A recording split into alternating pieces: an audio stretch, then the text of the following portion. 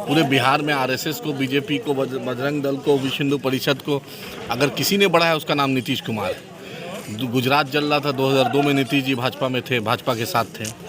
Triple तलाक में नीतीश जी भाजपा के साथ थे। सीए एनआरसी में नीतीश जी भाजपा के साथ थे। मुसलमानों के एक भी मसाइल पर आप बतला दीजिए नीतीश जी ने कभी बोला हो।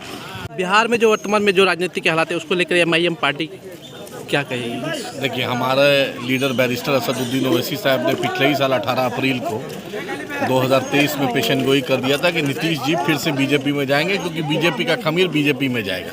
पूरे बिहार में आरएसएस को, बीजेपी को, बजरंग दल को, विश्व हिंदू परिषद को अगर किसी ने बढ़ाया उसका नाम नीतीश कुमार है। गुजरात जल रहा था 2002 में, नीतीश जी भाजपा में थे, भाजपा के साथ थे। ट्रिपल तलाक में नीतीश जी भाजपा के साथ थे। सीए एनआरसी में नीतीश जी भाजपा के साथ थे। मुसलमानों के एक भी मसाइल पर आप बतला दीजिए नीतीश जी ने कभी बोला हो। सबसे पुराना 100 साल से पुराना मदरसा अजीजिया जला, नीतीश जी चुप रहे। तेजस्वी यादव भी उस पाप में भागीदार हैं, उस वक्त वो भी चुप रहे क्योंकि उनको सत्ता चाहिए था। तो आज मेरे एमएलए को तोड़ा जा, आज वो बतलाएं कि आज उनका दिल क्या कह रहा है। जब दूसरे को दर्द दीजिएगा तो अल्लाह की तो मार पड़ेगी ना आपको। आपने, मैं स्मृति ईरानी से पूछना चाहता हूँ, जेपी नड्डा से पूछना चाहता हूँ, मोदी जी से पूछना चाहता हूँ, अमित शाह साहब से पूछना चाहता हूँ कि भाई बताइए, कल तक तो नीतीश जी के दरवाजे बंद थे। लोग पूछ रहे हैं थूक के चाटना या थूक कर चाटना क्या है ये, आवाम पूछ रही है। जिसके लिए दरवाज़ा बंद था, नीतीश जी बोलते थे मिट्टी में मिल जाएंगे, भाजपा में नहीं जाएंगे। ये बात तो एक बार झूठ हो गया। उसके बोले मर जाना कबूल है, भाजपा में नहीं जाएंगे। ये आप तो अंतरात्मा तो आपका उसी दिन मर गया था। आप बताइए अब क्या, कैसे मरता है लोग। और सीमांचल को आपने कुछ नहीं दिया। तेजस्वी यादव 2.25 साल मंत्री रहे, डिप्टी सीएम रहे। एएमयू किशनगंज को 1 रुपया तेजस्वी जी ने नहीं दिया। महानंदा बेसिन का तरमीम के लिए रोड पर आंदोलन करना पड़ा, अभी तक वो मामला हल नहीं हुआ है। सीमांचल डेवलपमेंट बोर्ड का यही ठाकुरगंज जोकी में तेजस्वी वादा किए थे, नहीं किया। माइनॉरिटी का बजट नहीं बढ़ा। माइनॉरिटी के इशू पे तेजस्वी कभी बोलते नहीं है। सत्ता इनको चाहिए।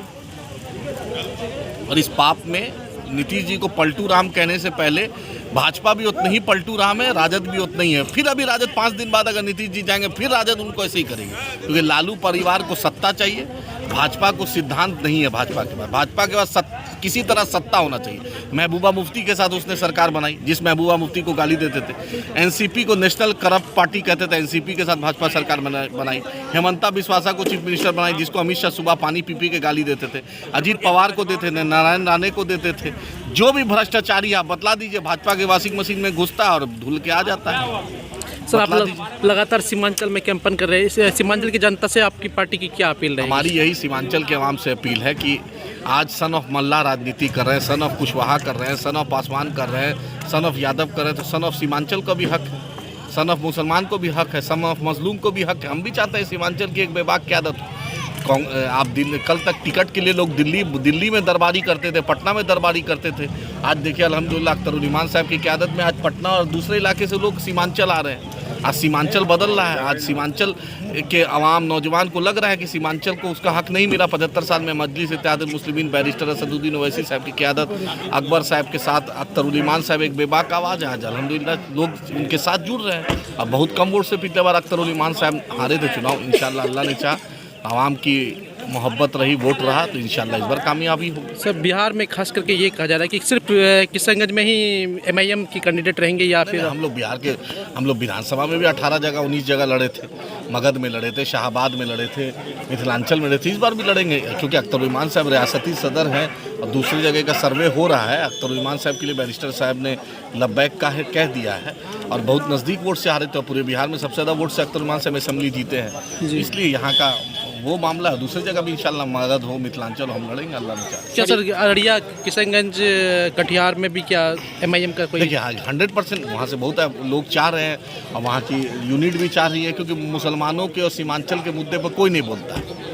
सिर्फ सब अपनी अपनी डफली बजाता है, लेकिन सीमांचल पर कोई नहीं। बाढ़ की तबाही हम झेले, सबसे ज़्यादा पलायन हम झेले, सबसे ज़्यादा सुखाड़ हम झेले, लेकिन मेरे मुद्दे पटना में 2 म्यूजियम का अंडरग्राउंड रास्ता बन रहा है 500 करोड़ का, लेकिन सीमांचल में एक पुल बनने के लिए हमें तरस रहा है। सर, हमको ये पूछना था कि जैसे हमारे बिहार के लोग अक्सर दूसरे राज्यों में काम करते हैं और इस तरह से बार बार सरकार जो ये अपने राज्य का मेन हिस्सा होता है वो पलटी मारने से हमारे बिहार को पूरा शर्मिंदगी। मैं तो बिहार के लोगों को बोलना चाहता हूँ, आप 26 MP वाला गुजरात आज हिंदुस्तान का सब फैक्ट्रियाँ जो मिडिल ईस्ट से, जो मुस्लिम ममालिक से आरामको जैसी कंपनी जो बड़ी बड़ी कंपनी है वो आके गुजरात में मोदी जी फैक्ट्री लगवा रहे हैं। लेकिन 40 MP वाला बिहार जो मोदी जी को 2014 में भी 35 MP दिया, 2019 में भी 39 MP दिया, लेकिन यहाँ का मजदूर दिल्ली, बॉम्बे और गुजरात में खट रहा है। मैं पूछना चाहता हूँ मोदी जी, क्या यही आप प्रधानमंत्री का फर्ज निभा रहे हैं? यही बिहारियों का वोट का आप सम्मान दे रहे हैं? जिस बिहार के लोगों ने